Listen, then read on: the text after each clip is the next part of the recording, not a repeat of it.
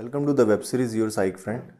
मेरा नाम डॉक्टर फैसल सिद्दीकी है और आज का जो टॉपिक है वो है जनरलाइज एंजाइटी डिसऑर्डर। जैसा कि आपको एंजाइटी डिसऑर्डर के वीडियो में बताया गया था कि जो उसकी सब कैटेगरीज़ हैं उसी का एक पार्ट है जनरलाइज एंजाइटी डिसऑर्डर। तो अगर जनरलाइज एंजाइटी डिसऑर्डर को समझने की कोशिश करें तो उसका जो डेफिनेशन है उसमें ये मेंशन है कि it is an excessive anxiety and worry about several events and activities for most of the days during at least 6 month of period. तो ये एक प्रकार की एनजाइटी होती है जो कि पूरे समय किसी इंसान के अंदर बनी रहती है, मोस्ट ऑफ द टाइम रहती है, थ्रू आउट द डे रहती है और तकरीबन उसको डायग्नोज करने के लिए 6 मंथ का पीरियड हमको चाहिए रहता है। तो ये है डेफिनेशन जनरल एंजाइटी डिसऑर्डर का। अब इस एंजाइटी को संभालना बहुत मुश्किल होता है, इट्स डिफ़िकल्ट टू कंट्रोल, बहुत ही डिस्ट्रेसिंग होती है और एक प्रकार का इम्पेयरमेंट पैदा करती है। मतलब इंसान कुछ कर नहीं सकता है, अपनी किसी एक्टिविटी में फुल्ली इन्वॉल्व नहीं हो पाता है, उसको हमेशा एक बेचैनी बनी रहती है। तो इसकी वजह से जो है उसको प्रॉब्लम होती है और उसकी क्वालिटी ऑफ लाइफ फिर ख़राब होना शुरू हो जाती है। तो ये एक इंट्रोडक्शन है जनरलाइज एंजाइटी डिसऑर्डर का। अब अगर हम उसकी एपिडेमियोलॉजी को देखें तो जो 1 ईयर प्रेवलेंस रेट है जनरलाइज एंजाइटी डिसऑर्डर का वो है 3 to 8%। और अगर हम लाइफ टाइम प्रेवलेंस की बात करें तो उसका जो रेंज है वो है 5 to 8%। अगर हम मेल्स टू फीमेल का रेशो की बात करें तो मेल्स में रिलेटिवली ये कम देखने को मिलता है, मतलब 1:2 का रेशो है कि अगर एक मेल को होगा तो वहीं 2 फीमेल्स को होने की संभावना ज़्यादा रहती है। एज ग्रुप में देखें कि किस एज ग्रुप में ज़्यादा रहता है तो इसको लेट एडोलेसेंस और अर्ली एडल्टहुड में इसको आने होने की संभावना ज़्यादा रहती है। लेकिन जो उसका टाइम ऑफ प्रेजेंटेशन होता है मोस्टली जो है थोड़ा सा लेटर एज ग्रुप में ज़्यादा रहता है, मतलब तकरीबन 30 to 40 ईयर्स में जाकर के जो है लोग ज़्यादा इसको प्रेजेंट करते हैं इस लक्षणों के साथ में। तो ये एपिडेमियोलॉजी का एक फीचर रहा जनरल एंजाइटी डिसऑर्डर का। अब बात करते हैं कोमॉर्बिडिटीज़। कोमॉर्बिडिटीज़ मतलब कि कितनी और बीमारियां इसके साथ में हो सकती हैं। तो social phobia, specific phobia, panic disorder, ये जो अलग वेरिएंट्स हैं जनरलाइज एंजाइटी डिसऑर्डर के, ये जो हैं कॉमनली इसके साथ देखने को मिलते हैं। और अगर हम बात करें दूसरे डिसऑर्डर्स की तो डिप्रेसिव डिसऑर्डर और सब्सटेंस यूज डिसऑर्डर जो है ये दूसरे मानसिक रोग हैं जो इसके साथ में देखने को हमें मिलते हैं। तकरीबन 25% लोगों के अंदर जो है पैनिक डिसऑर्डर भी होता है जिनको जनरलाइज एंजाइटी डिसऑर्डर होता है। तो कई बार हमको डिफ्रेंशिएट करना पड़ता है कि जो है ये पैनिक डिसऑर्डर है या फिर जनरलाइज एंजाइटी डिसऑर्डर है किसी शख्स के अंदर। तो हमें डिफ्रेंशिएट करने के लिए जो है उसको लक्षणों को समझना पड़ता है। तो पैनिक डिसऑर्डर में जो है स्पॉन्टेनियस, मतलब ऑटोमेटिकली अपने आप बहुत एकदम इंटेंस अटैक आता है घबराहट का और फिर वो स्पॉन्टेनियसली धीरे धीरे करके ठीक हो जाता है, जैसे आपको पैनिक डिसऑर्डर के लेक्चर में बताया गया था। लेकिन जनरल एंजाइटी डिसऑर्डर में पैनिक अटैक्स नहीं आते हैं, तो उसमें एक anxiety through out the time बनी रहती है। तो ये डिफ्रेंशिएटिंग पॉइंट है जनरलाइज एंजाइटी डिसऑर्डर में और पैनिक डिसऑर्डर में। तो इस तरीके से हम डिफ्रेंशिएट करते हैं। तो ये कोमॉर्बिडिटीज़ हैं जो कि इसके साथ में रह सकती हैं। अब बात करते हैं इटियोलॉजी की। तो इटियोलॉजी में दो चीज़ों में इसको डिवाइड किया गया है कि क्यों जनरलाइज एंजाइटी डिसऑर्डर होता है। इसमें एक बायोलॉजिकल फैक्टर्स होते हैं और एक दूसरा साइको सोशल फैक्टर्स होते हैं। तो बायोलॉजिकल फैक्टर्स में न्यूरोट्रांसमीटर्स का जो है रोल पाया गया है, उसके अंदर गामा अमाइनो ब्यूटारिक एसिड है, सेरोटोनिन का है। इन दोनों का रोल जो है ज़्यादा पाया गया और जब मरीज़ आता है हमारे पास तो हम उसके अंदर ये ड्रग्स भी देते हैं जो सेरोटोनिन रीअपटेक इनहिबिटर्स होती हैं। उसके अंदर जो है उससे मरीज़ के लक्षण ठीक हो जाते हैं। गाबा एगोनिस्ट देते हैं बेंजोडाइज़ेपिन, उससे भी ठीक है। तो उससे पता चलता है कि गाबा का और सेरोटोनिन का रोल है इस बीमारी के कॉसेशन में। जो दूसरे न्यूरोट्रांसमीटर है जिनका रोल पाया गया है वो है नॉरएपिनेफ्रिन, ग्लूटामेट और कॉलिसिस्टोकाइनिन। तो ये जो है न्यूरोट्रांसमीटर्स इन्वॉल्व हैं इसके कॉसेशन में, जो कि बायोलॉजिकल फैक्टर हैं। अब बात करते हैं साइकोसोशल फैक्टर्स की। तो साइकोसोशल फैक्टर्स में ये देखा गया है कि patient with GAD respond to incorrectly and inaccurately with the perceived danger. तो जो भी किसी प्रकार का अगर किसी को डेंजर होता है, किसी प्रकार की सिचुएशन आती है जिसमें उसको कोई चैलेंज महसूस होता है इंसान को, तो वो छोटी छोटी चीज़ों को भी जो है एक बड़े फॉर्म में देखने लगता है, उसको जो है एंजाइटी होने लगती है फॉर टाइम बिंग। और वो फिर एनजाइटी उसकी बनी रहती है। तो एक ये साइको सोशल फैक्टर में पाया गया है।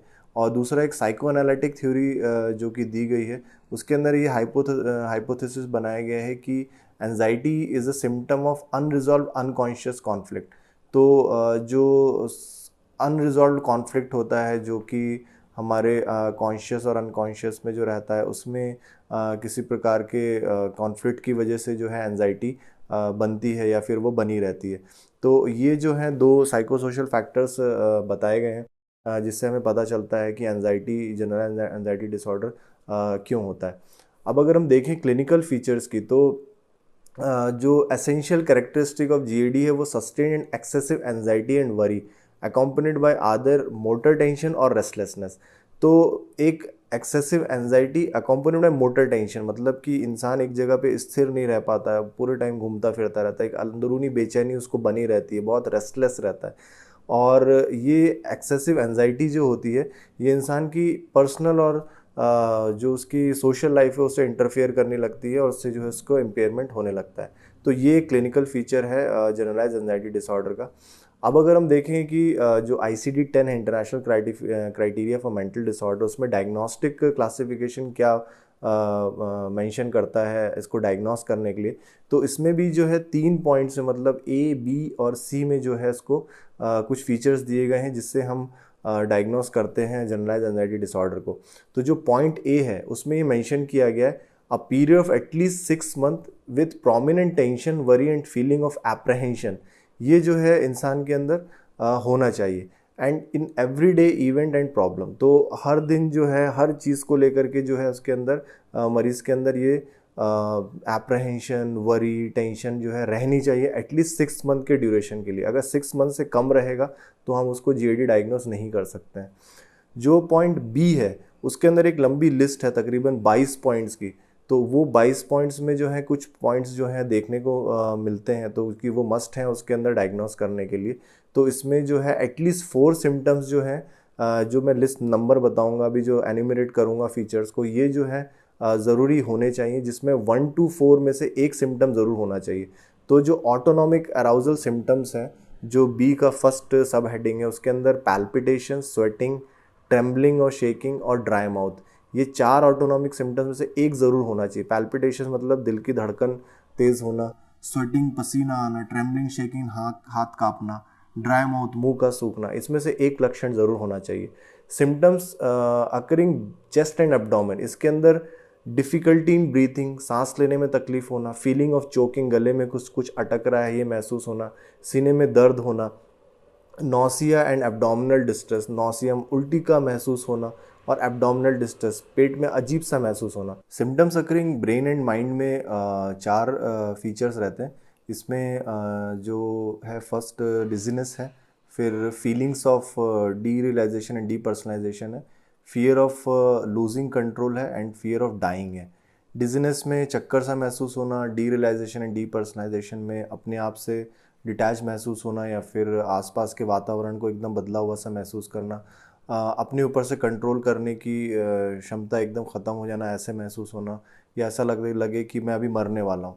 तो ये symptoms of brain and mind है। उसके बाद जनरल सिम्टम्स आते हैं, उसमें hot flushes and cold chills हैं। फिर उसके बाद नमनेस और टिंगलिंग सेंसेशन है लिम्स के अंदर। एकदम से बहुत ज़्यादा ठंड लगना या एकदम से गर्मी सी महसूस होना जब बेचैनी का एपिसोड चल रहा हो। उसके बाद हाथ पैरों में सुनपन महसूस होना, ये जनरल सिम्टम्स में आता है। इसके बाद सिम्टम्स ऑफ टेंशन है, जो कि जनरलाइज एंजाइटी डिसऑर्डर में अलग से कुछ फीचर्स देखने को मिलते हैं बाकी एंजाइटी डिसऑर्डर्स से। तो उसमें मसल टेंशन महसूस होना, मांसपेशियों में खिंचाव महसूस होना, restlessness and inability to relax, एक अंदरूनी बेचैनी रहना जिसकी वजह से इंसान एक जगह स्थिर नहीं बैठ पाता है, रिलैक्स नहीं कर पाता है, हमेशा घबराया घबराया सा रहता है, ये महसूस होना। मेंटल टेंशन पूरे टाइम बने रहना, मतलब ऐसा लगता है कि पूरी तरीके से सारी चीज़ें ख़राब हो रही हैं, कुछ भी अच्छा नहीं हो रहा है, ये जो है एक एंजाइटी की वजह से प्रॉब्लम हो सकती है।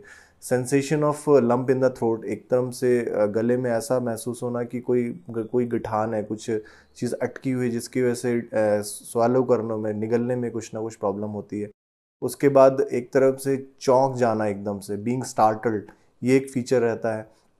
डिफ़िकल्टी इन कंसंट्रेशन, कंसंट्रेट करने में प्रॉब्लम होना, परसिस्टेंट इरिटेबिलिटी, पूरे समय एक इरिटेबिलिटी, एक तरह की चिड़चिड़ापन महसूस होना, डिफ़िकल्टी टू गेटिंग स्लीप, नींद में दिक्कत आना, मतलब जब इंसान बिस्तर पे लेटे तो उसको नींद नहीं आए बेचैनी की वजह से। तो ये जो है सिम्टम्स हैं जो स्पेसिफिकली जो है जनरलाइज एंजाइटी डिसऑर्डर में हमें देखने को मिलते हैं। तो ये इसके बाद में जो है सी पॉइंट जो है वो देखते हैं उसमें क्या दिया गया है। तो ए पॉइंट हो गया, बी हो गया, अब जो लास्ट सी पॉइंट है जो इस क्लासिफिकेशन को कंप्लीट कर देगा, उसमें ये देखते हैं कि the disorder does not met the criteria for panic disorder, phobic anxiety disorder, OCD और हाइपोकॉन्ड्रिकल डिसऑर्डर। ये जो है क्राइटेरिया दूसरे एंजाइटी डिसऑर्डर से या ओसीडी या हाइपोकॉन्ड्रियल डिसऑर्डर से मैच नहीं करना चाहिए, उसके लक्षण जो हैं। तो ये पूरा ख़त्म करता है हमारे आईसीडी के डायग्नोस्टिक क्राइटेरिया को जनरलाइज एंजाइटी डिसऑर्डर के। अब बात करते हैं ट्रीटमेंट की।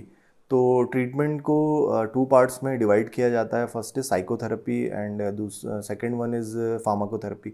तो साइकोथेरेपी में cognitive behaviour therapy, supportive therapy and insight oriented therapies, इन तीनों का यूज़ किया जाता है जनरलाइज एंजाइटी डिसऑर्डर के ट्रीटमेंट में।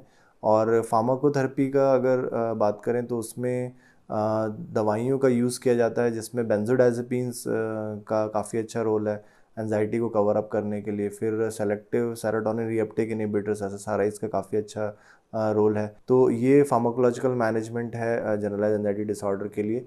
कई सारे लोग पूछते हैं कि मरीज़ की इसका इलाज कब तक चलता है। तो तकरीबन 6 महीने से 12 महीने तक जो है ट्रीटमेंट कंटिन्यू करना पड़ता है, पूरे तरीके से लक्षणों के ख़त्म होने के बाद भी।